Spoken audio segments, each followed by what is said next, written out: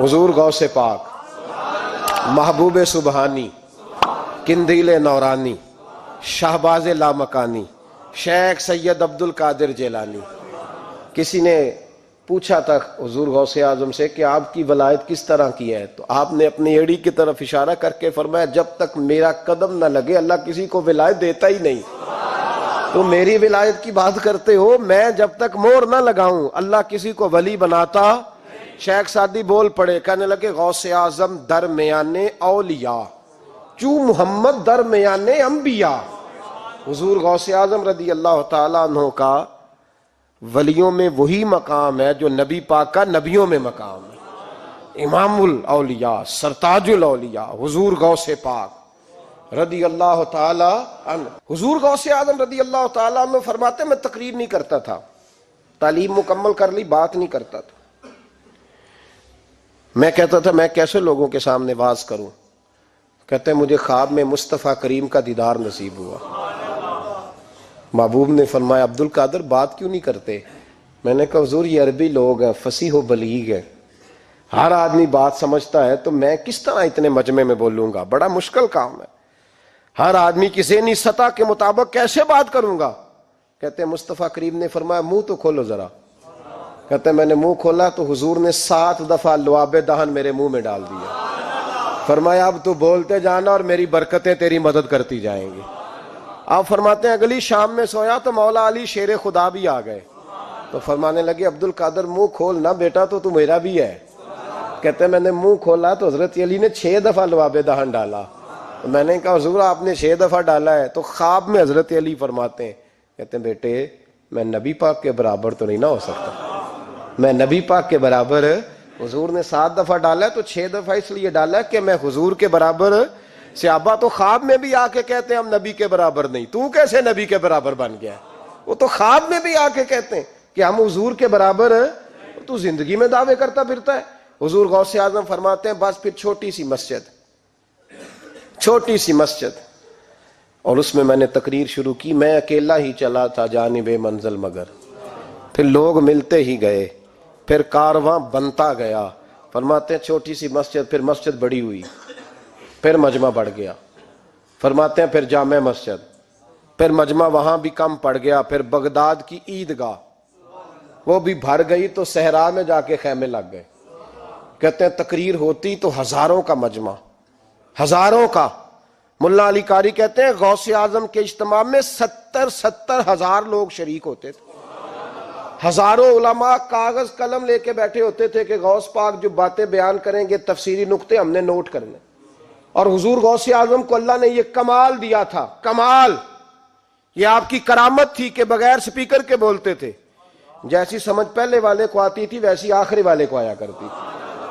آج نا کرامت کی بات آتی ہے تو بندے چھپنے لگ جاتے ہیں، کہتے ہیں نہیں یہ نہیں ہو سکتا، بڑا مدافعانہ سا عمل، بڑا شرمندہ سا لب بولا جا جی وہ غوث پاک۔ ایک دن ایک صاحب کرامت بیان کر رہے تھے تو بڑے جھجک کے حضور غوث اعظم، میں نے کہا تو بیٹھ مجھے بیان کرنے دے، تو ڈر رہا ہے کرامت سے ڈر رہا ہے، مجھے بیان کرنے دے، میں بیان کرتا ہوں، مجھے بیان کرنے دے۔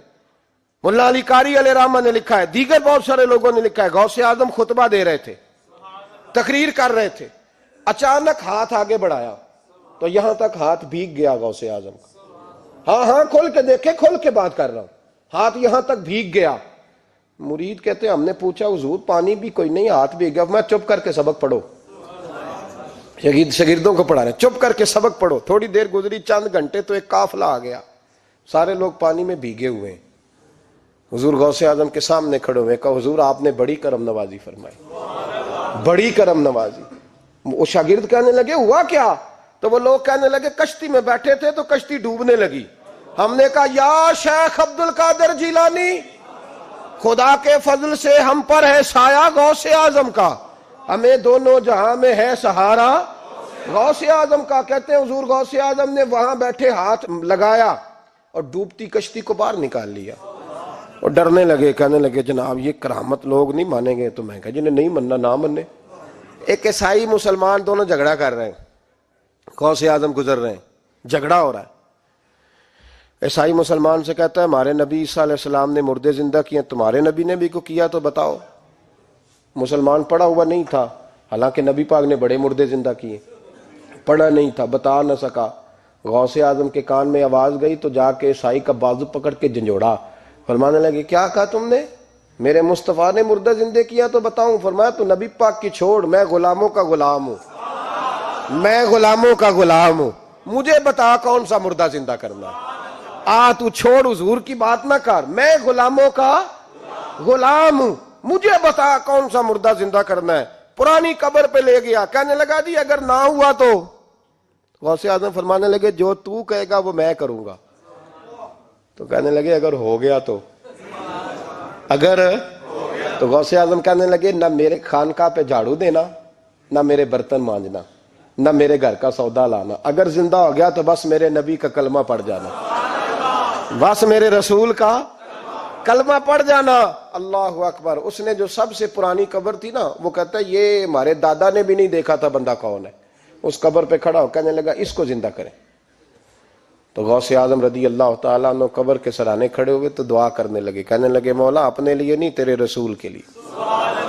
پھر فرمایا قم باذن اللہ، اٹھ اللہ کے حکم کے ساتھ۔ ایک عورت کلمہ پڑھتی ہوئی کھڑی ہو گئی، کھڑی ہو گئی، اور کھڑی ہو کے اس نے پہلا جملہ کہا تو کمال کر دی، کہنے لگی میرے نصیب دیکھو، میں بنی اسرائیل کی تھی، عبد القادر تیرے صدقے جاؤں، تو نے مجھے کھڑا کیا ہے تو اللہ نے مجھے مصطفیٰ کا کلمہ پڑھنے کی توفیق دے دی، تیرے قربان جاؤں عبد القادر، تیری کیا بات ہے۔ اب وہ بندہ دوڑ دوڑ کے غوث اعظم کے قدموں میں آیا، فرمانے لگے نا کلمہ میرے مصطفیٰ کا پڑھنا ہے، حضور کا غلام بننا ہے۔ او بھائیو، حضرت شیخ عبد القادر جیلانی، حضور غوث اعظم رضی اللہ تعالیٰ عنہ، معمولی بات نہ سمجھنا، حضور غوث اعظم رضی اللہ تعالیٰ عنہ فرماتے ہیں میں قدم نہ لگاؤں تو اللہ ولایت ہی نہ دے، میں قدم نہ لگاؤں تو اللہ ولایت نہ دے۔ ایک آدمی سے حضور غوث پاک ناراض ہو گئے، ایک شخص سے نکل جا میرے آستانے سے۔ دعا منگیا کرو سنگیو، کتے مرشد نہ رس جاوے، جنہاں دے پیر رس جاندے، وہ جیوندے بھی وہ مرے ہی رہن، چل دوڑ جا نکل جا۔ وہ کہتا ہے میں 300 ولی کے پاس گیا ہوں، 300، ہر ایک سے کہا میرے لیے دعا کرو، تو وہ کہنے لگے جسے عبد القادر دھتکار دے اس کو کوئی سینے سے لگا سکتا؟ چل واپس چلا جا۔ آ کے قدموں میں بیٹھ گیا، کہنے لگا سونیا معاف کر دے۔ فرمانے لگے تو نے دیر کر دیا، میں تو کب سے معاف کیے بیٹھا ہوں، تو نے دیر کی آنے میں تو رسول اللہ کا غلام ہوں، اور حضور نے معاف کرنا سکھایا ہے۔ حضور غوث پاک واز کرتے، نصیحت کرتے، اور چونکہ نہ شہرت کے لیے، نہ مال کے لیے، نہ نوٹوں کے لیے، اس لیے غوث اعظم جب تقریر کرتے نا، ایک دن بغداد میں بارش شروع ہو گئی، خطاب ہو رہا تھا، لوگ بکھرنے لگے تو 2 جملے غوث پاک کے، کہنے لگے یا اللہ تو دلوں کے بھید جانتا ہے، اگر بندے میں نے اپنی ذات کے لیے اکٹھے کیے ہیں تو تیز بارش برسا، دوڑا دے سارے، اگر تیرے لیے اکٹھے کیے ہیں تو پھر بھی تیری مرضی، رکھنے ہیں تو رکھ، بھیجنے ہیں تو۔ حضرت یحییٰ کہتے ہیں سارے بغداد میں بارش ہوتی تھی، پر جہاں غوث اعظم کی محفل ہوتی تھی وہاں کوئی نہیں ہوتی تھی، وہاں کوئی نہیں ہوتی تھی۔ غوث اعظم تقریر کرتے، کبھی کبھی وجد آتا تھا۔ وجد کس کو کہتے ہیں؟ وجد کبھی کبھی آپ کہتے نہیں کہ میرے رونگٹے کھڑے ہو گئے، لوں کنڈے کھڑے ہو گئے، پھر کبھی کبھی کہتے ہو یار پتہ نہیں کیا ہوا آج تو آنسو رکتے نہیں تھے، اسی کو وجد کہتے ہیں۔ اسی کو، یہ ایک کیف ہے، ایک مستی ہے جو چڑھ جاتی ہے، ہر جگہ چڑھتی کہیں کہیں چڑھ جاتی ہے، اور کمال ہو جاتا ہے جب چڑھ جائے، پھر مزہ آ جاتا ہے۔ نہ انکار کریں اج میراں، اج موسم بڑا سہانا، مستی دا اج می برسا دے، نہیں پیاس دا کوئی ٹھکانا، تیرے کول اتر پرانا تے ساڈا درد بھی بڑا پرانا، تے میرا ہس ہس ٹال نہ سانو اسی پیتےوں باج نہیں جانا۔ کبھی کبھی ایک ماحول ہوتا ہے نا، کبھی کبھی حضور غوث اعظم وجد میں آتے تھے، کبھی کبھی اللہ کی دریائے رحمت کو بھی کبھی کبھی جوش آتا ہے، اور میرے حبیب فرماتے ہیں وہ پہلے آسمان پر نزول جلال کرتا ہے جو اس کی شان کے لائق، اور فرماتا ہے بندو مانگ لو جو مانگو گے میں دے دوں گا۔ میرے محبوب کے دریائے رحمت کو بھی جوش آتا تھا، حضور فرماتے تھے آج پوچھو جس نے جو پوچھنا ہے پوچھو، حضور فرمایا کرتے تھے۔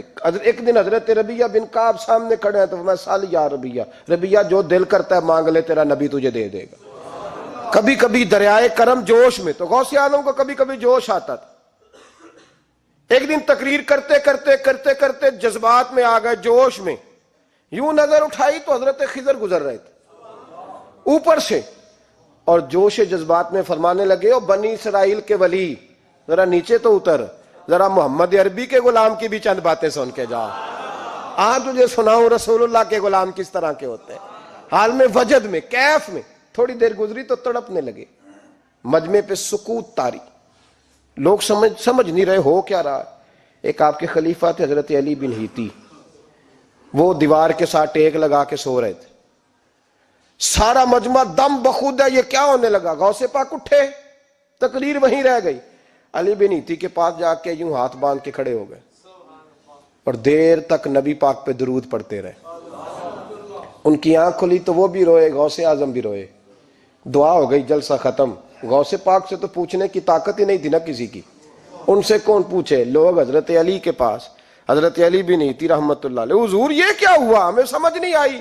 آپ فرمانے لگے، تمہیں کیا بتاؤں، تم کسی معمولی پیر کے ماننے والے نہیں ہو، میں آج غوث اعظم کی محفل میں بیٹھے بیٹھے ہی مدینے پہنچ گیا ہوں اور مجھے رسول اللہ کے جلوے نظر آنے لگے ہیں، پر میرے شیخ کا کمال دیکھو، جو میں خواب میں دیکھ رہا تھا عبد القادر ظاہری آنکھوں سے نظر فرما رہے ہیں، ظاہری آنکھوں سے، عالم وجد میں، کیف میں، سرور میں۔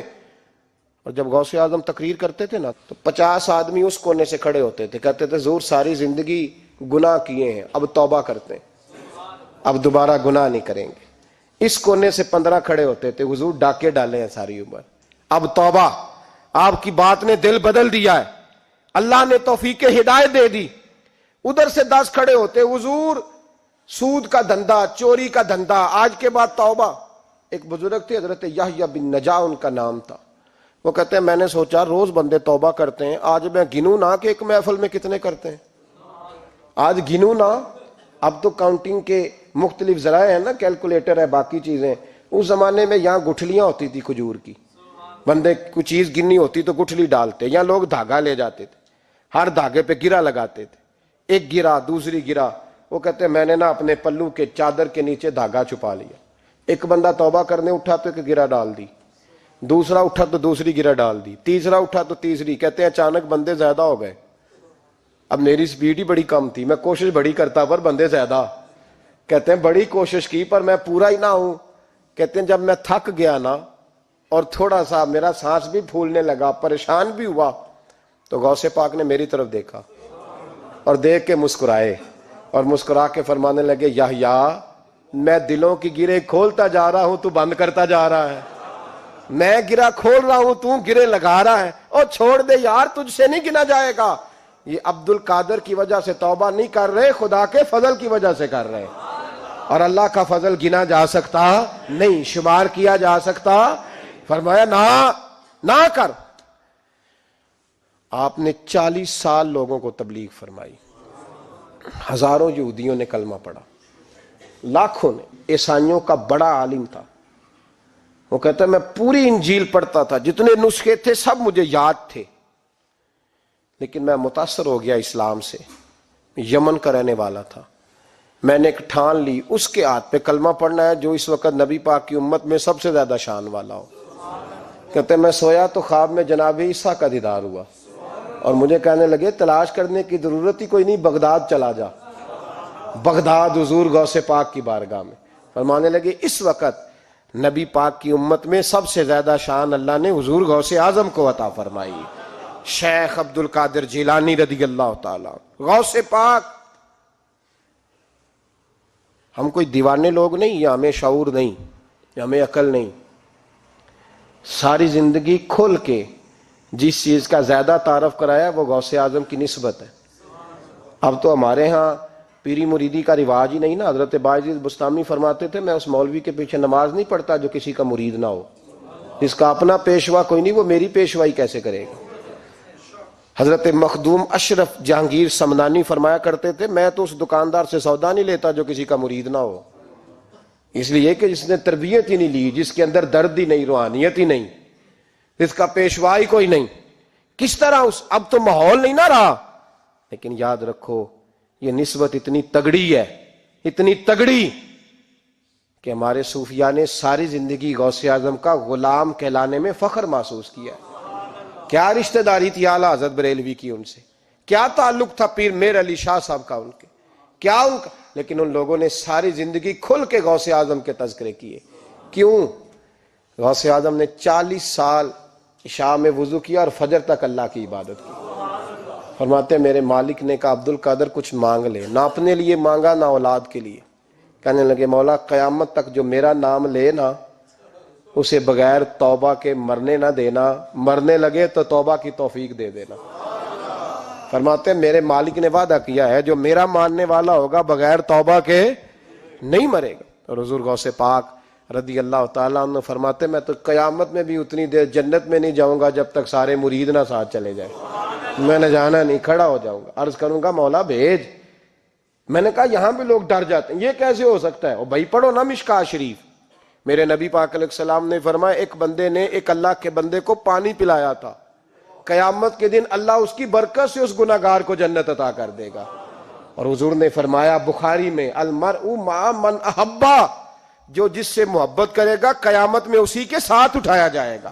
تو ساری زندگی قادری کہلائے، ساری زندگی غوث اعظم کا غلام کہلائے، ساری زندگی خواجہ اجمیر کا نوکر کہلائے، ساری زندگی شاہ نقش بند کا غلام کہلائے، ساری زندگی شیخ شہاب الدین سہروردی کا اپنے آپ کو منسوب کرے اور دنیا سے جائے تو ایسے ہی چلا جائے؟